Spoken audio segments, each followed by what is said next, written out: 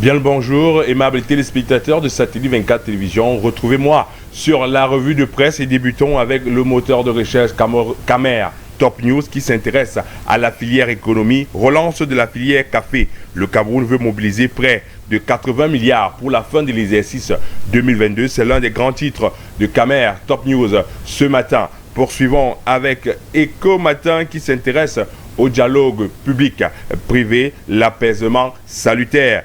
Longtemps déjà que au pied de guerre, le groupement interpatronal du Cameroun et le de la Direction générale des impôts se sont enfin assises autour de la même table lors d'une séance plénière ayant eu lieu le mardi 13 septembre 2022 à Douala. La rencontre à laquelle prenaient part d'autres mouvements patronaux du pays a donné lieu à des échanges sans tabou sur des sujets qui fâche, permettant ainsi de décrypter l'atmosphère entre l'administration fiscale et le climat des affaires. C'est en lire en page 8 d'Eco Matin.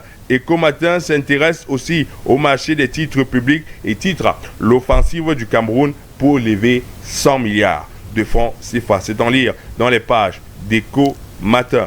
Poursuivons avec Flèche d'Afrique qui s'intéresse à la rentrée scolaire 2022-2023 et titre le docteur Bayrou Fadil offre des kits scolaires à 1000 familles à Rabigna Salam. C'est ce qu'il faut retenir ici. Ce sont 1000 familles qui ont reçu des dons, des kits scolaires complets offerts par le superviseur général, le docteur Mohamedou Bayrou Fadil. Dans une ambiance enchantée, les tout petits ont bénéficié des cartables flambant neufs, cahiers, stylos à billes, crayons, gommes, bref, du nécessaire pour aborder avec beaucoup plus de punch cette nouvelle rentrée scolaire 2022-2023. C'est en lire dans les pages de Flèche d'Afrique en page 6 et 7. Flèche d'Afrique nous s'intéresse à la conférence ministérielle africaine sur la météorologie et nous apprend un satellite africain en gestation. Le ministre des Transports Ernest Massina Galeb-Iber, ministre des Transports du Cameroun et le président de la NACER a pris part ce 12 septembre au Centre international de la conférence Jules Nyemda à Dar es Salaam en Tanzanie au segment de haut niveau sur le satellite Météostat 3e génération pour l'Afrique et la facilité africaine pour les applications des satellites météorologiques. C'est en lire en page 5 de Flèche d'Afrique.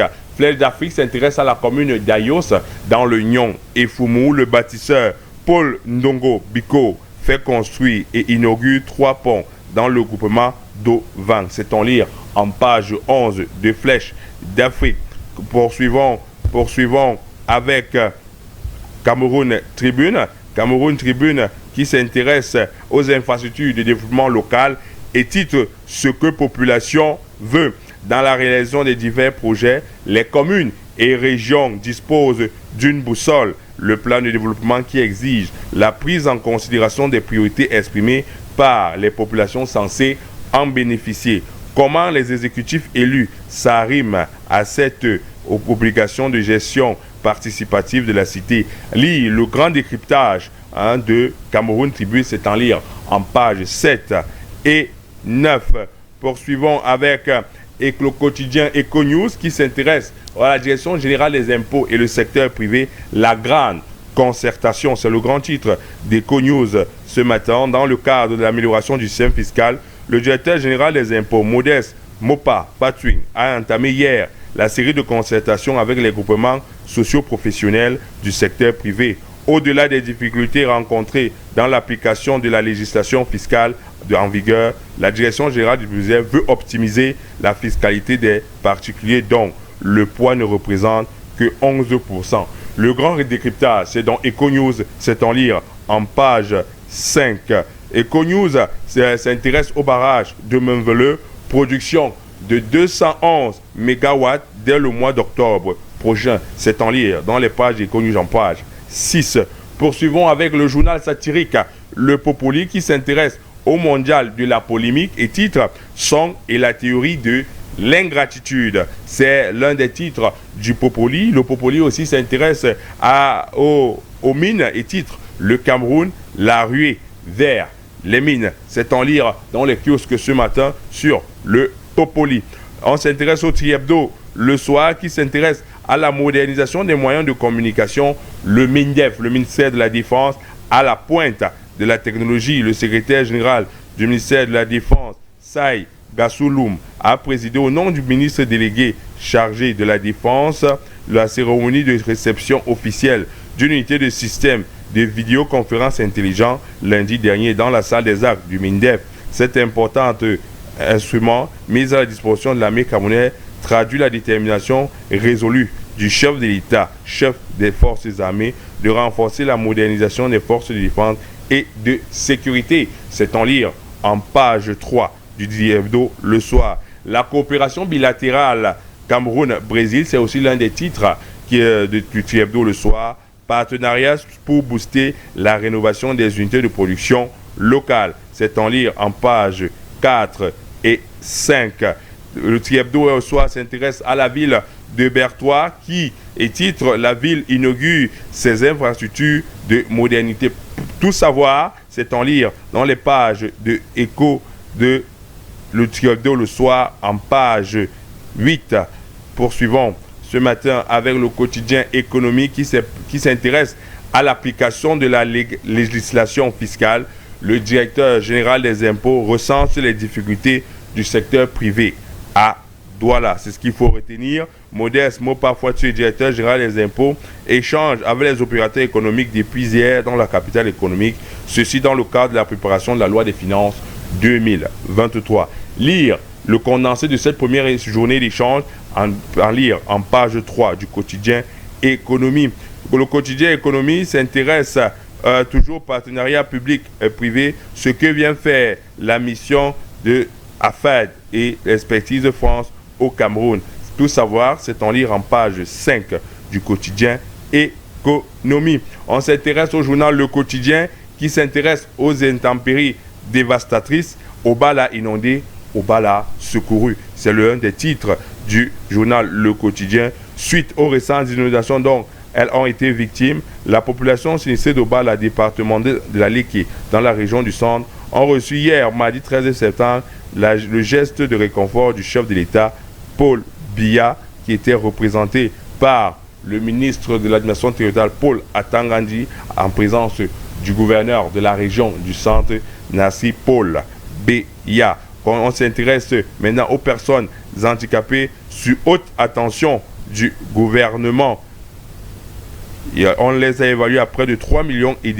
Elles constituent au fil des années la pupille sociale de l'État. Les multiples avancées enregistrées pour la promotion et la protection des personnes handicapées ont été mises en vitrine hier, 13 septembre 2022. C'était à la faveur de la session ordinaire de 2022 du Comité national pour la réadaptation et la réinsertion socio-économique des personnes handicapées sous la présidence du ministre des Affaires sociales, Paul Irène Nguéné. C'est en lire dans les pages du journal Le Quotidien ce matin. On s'intéresse à West Eco qui s'intéresse au concours national de ville propre et titre Bafoussam veut sortir du bruit. C'est l'un des grands titres de West Eco.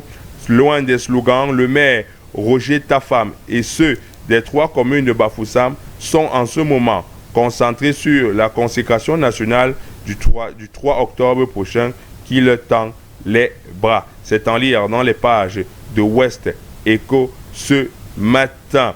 West Eco nous apprend dans s'intéresse au transport aérien. Bafoussam va accueillir des vols internationaux. C'est ce que nous apprend le journal West Eco ce matin. Prix Casino Ville pour la paix. Taino Dame Njoya, la maire de Fumban, honorée du côté de l'Italie. C'est en lire dans les pages de West Eco. Poursuivons avec le quotidien émergent qui s'intéresse à la défense des prisonniers politiques. Maurice Kamto, demain à la cour d'appel. Il sera en qualité d'avocat, membre du collectif qui défend les 10 prisonniers. Découvrez la liste des témoins clés dans cette affaire. C'est en lire en page 3. Et intéressons-nous toujours au quotidien émergence, développement humain, le Cameroun classé 151e mondial. Connaître tout de ce classement, c'est en lire dans les pages du quotidien émergence en page 4 ce matin. On poursuit avec Info à chaud qui s'intéresse à l'inauguration du monument Pondol Nyobe. C'était hier du côté de Boumibel. Christophe Guillaume, ambassadeur de la France au Cameroun, s'est exprimé en disant l'histoire de la France et du Cameroun mérite d'être écrite. C'était hier du côté de Boumibel à l'occasion de l'inauguration du monument Pondol Nyobe, œuvre du Mbombo Bahop Lipot, secrétaire général de l'Union des populations du Cameroun, UPC. C'est en lire en page 3 de Info à chaud. On s'intéresse à The Guardian Post qui s'intéresse à la mort de la journaliste de la chaîne nationale Enanga Ngepi qui est mort hier du côté de la Tunisie. On s'intéresse au quotidien Mutation, dialogue public-privé, le titre au beau fixe, un jeu de mots qui permet de nous dire que le directeur général des impôts a entamé hier une série d'échanges à Douala avec les groupements socio-professionnels sur les nouvelles orientations fiscales en vue de l'élaboration de la loi des finances 2023. Tout savoir de cette première journée d'échange, c'est en lire en page 9 du journal Mutation. Mutation nous apprend qu'il y a un déblocage spécial qui a été fait, 32 milliards pour la boucle de l'allée qui est en train de sortir des infrastructures dont a besoin ce département de la région du centre. C'est en lire en page 11 de Mutation. Intéressons-nous maintenant à l'aigle du Sahel. Wina, vacances utiles de Souma Ramo. Synthèse des 17 ans de travail acharné de ce championnat de vacances qui permet de ce côté-là dans la région de l'Adamawa de permettre de sensibiliser la jeunesse. Toujours dans l'aigle du Sahel, les inondations à Maga et à Gagaï, l'honorable Bara Julien au chevet des victimes. C'est en lire en page 2 de l'aigle du Sahel. On s'intéresse à Épervier Info qui s'intéresse à la criminalité et aux gangsters économiques et titre un protégé des magistrats défie la justice. C'est en lire dans les pages de Épervier Info. Épervier Info s'intéresse à la présidentielle de 2025 au Cameroun. Ces partis politiques qui s'imposent après les élections, certaines formations politiques sont tombées dans la brousse, mais d'autres sont restées actives sur le terrain dans l'optique d'envisager